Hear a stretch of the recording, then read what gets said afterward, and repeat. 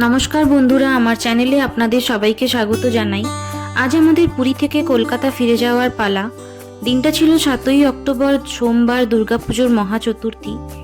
আমাদের টিকিট ছিল পুরী হাওড়া শতাব্দী এক্সপ্রেসে। আমি আমার আগের ভিডিওতে যে অটো ড্রাইভারের কথা বলেছিলাম, ওনাকে আগের দিন রাত্রেই আমরা কল করে বলে রেখেছিলাম। তবে উনি শুধু জানতে চাইলেন যে কোন ট্রেনে, সময় জানতে চাননি। বলেছিলেন এখানে সারা বছর এত বাঙালি আসে যে ওনাদের ট্রেনের টাইম মুখস্থ হয়ে গেছে, আলাদা করে বলার দরকার পড়ে না। আর আমরা আগের দিন রাত্রেই সব গুছিয়ে রেখেছিলাম। তাই উনি সকালবেলা 4টে সাড়ে 4টের সময় এসে যখন কল করলেন, তখনই আমাদের ঘুম ভাঙলো আর আমরা ঘুম থেকে উঠে রেডি হয়ে বেরিয়ে পড়েছি। আমরা পৌঁছেও গেছি পুরী স্টেশন। মোটামুটি হোটেল থেকে পুরী স্টেশন পৌঁছতে আমাদের 15 থেকে 20 মিনিট সময় লাগলো। এখন বাজে 5টা 10 মতো। ট্রেন ছাড়তে এখনো অনেক দেরি। ট্রেনের সময় পুরীতে ভোর 5টা 45 আর হাওড়াতে দুপুর 1টা 40।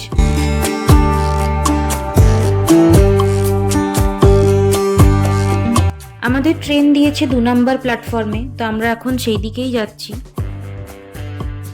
প্ল্যাটফর্মের দিকে যেতে যেতে যে জিনিসটা আমাদের মাথায় ঘুরছে সেটা হচ্ছে আমাদের ট্রলি ব্যাগটা। যেহেতু এই ট্রেনটা পুরোটাই চেয়ার কার, তাই আমাদের যে ট্রলি ব্যাগটা ছিল সেটা যথেষ্ট ওয়েট আর সাইজ দুটোর দিক দিয়ে যথেষ্ট বড় ছিল।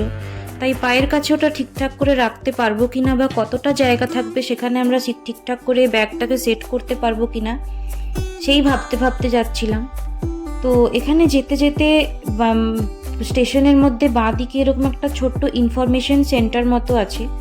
তো আপনারা এখানে বেসিক কিছু ইনফরমেশন প্লাস ঘোরা নিয়ে কিছু অ্যারেঞ্জমেন্ট করতে চাইলে এনাদের সঙ্গে যোগাযোগ করতে পারেন।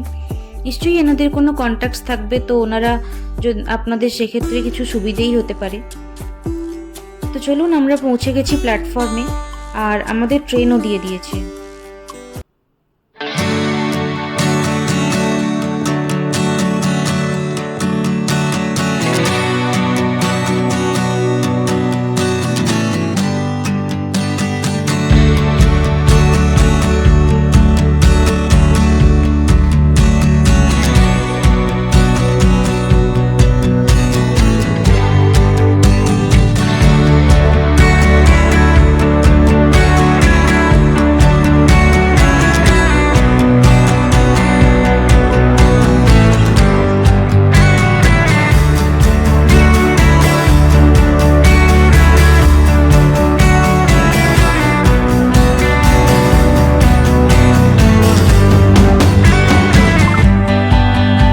আমরা ট্রেনে উঠে পড়েছি।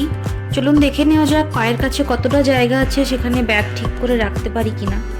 পায়ের কাছে যথেষ্টই জায়গা ছিল, কিন্তু এই যে বললাম আমাদের ব্যাগের সাইজ আর ওয়েট দুটোই ভীষণ বড় ছিল। তাই এখানে যদি আমরা ব্যাগটা রাখি তাহলে পা নামাতে পারবো না। আর এই 7-8 ঘন্টার জার্নি তো পা না নামিয়ে থাকা যাবে না। তাই যখন টিকিট চেকার এলেন তখন উনি বললেন যে একদম লাস্টের সিটের পেছনে কিছুটা জায়গা আছে, ওখানে ব্যাগটাকে ঠিক করে সেট করে রাখতে। আর আমরা সেটাই করলাম। কেন কি পায়ের নিচে রাখলে আমরা পা নামাতে পারবো না, আর সাইডে রাখলে লোকজনের যাতায়াতে অসুবিধা হবে। তো যাই হোক, ট্রেন ছেড়ে দিয়েছে ঠিক সময়ে। আর এই 7-8 ঘন্টা জার্নিতে আমরা একটুও বোর হইনি। প্রথমে ট্রেন ছাড়তেই আমাদের চা, কফি আর বিস্কিট দিয়ে গেছিল। তার কিছুক্ষণের মধ্যেই ব্রেকফাস্টে ছিল ব্রেড, বাটার, জ্যাম, কলা, কর্নফ্লেক্স।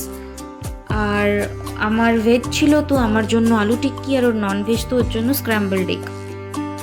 ব্রেকফাস্ট হয়ে যাওয়ার আধ ঘন্টা থেকে 1 ঘন্টার মধ্যেই আমাদের দিয়ে গেছিল ব্রেড স্টিক আর স্যুপ।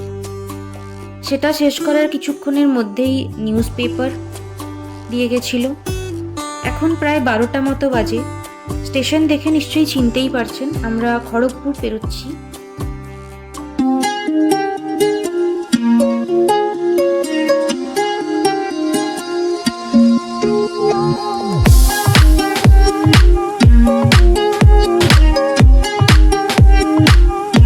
খড়গপুর স্টেশন পেরোতে না পেরোতেই আমাদের লাঞ্চ চলে এসেছিল।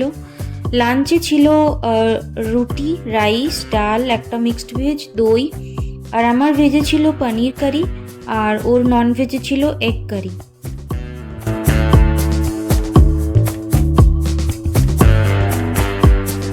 আমরা আমাদের গন্তব্যস্থলে পৌঁছে গেছি। ট্রেন 40 মিনিট মতো লেট ছিল, 1:40-এ ঢোকার কথা ছিল, সেখানে ঢুকেছে 2:20 নাগাদ। তো আমরা এখন ট্যাক্সি করে যাব বাড়ি। ট্যাক্সি পেয়েও গেছি, কিন্তু যেহেতু পুজোর সময় বাড়ি পৌঁছতে 1-1.5 ঘন্টা লাগার কথা। নর্মালি 8 ঘন্টা থেকে 45 মিনিট লাগে, কিন্তু যেহেতু পুজোর সময় এখন চারদিকে রাস্তাঘাট বন্ধ, রাস্তায় ভিড়ও আছে প্রচুর, তাই ম্যাক্সিমাম 1-1.5 ঘন্টা তো লাগবেই।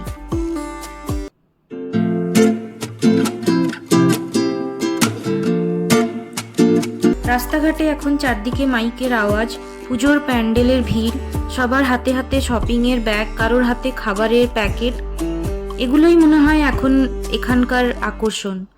তো চলুন আজকের ভিডিওটা এখানেই শেষ করি, দেখা হবে আবার পরের ভিডিওতে। ভিডিওটা ভালো লেগে থাকলে ভিডিওটি লাইক ও চ্যানেলটি সাবস্ক্রাইব করবেন। ধন্যবাদ।